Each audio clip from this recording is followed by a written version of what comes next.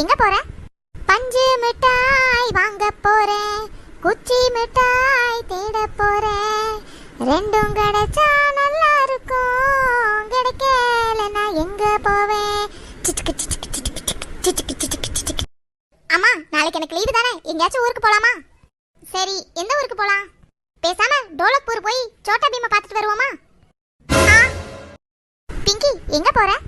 பஞ்சு மிட்டாய் வாங்க போறேன், குச்சி மிட்டாய் தேட போறேன், ரெண்டும் கிடைச்சா நல்லா இருக்கும், கிடைக்கல நான் எங்க போவேன்?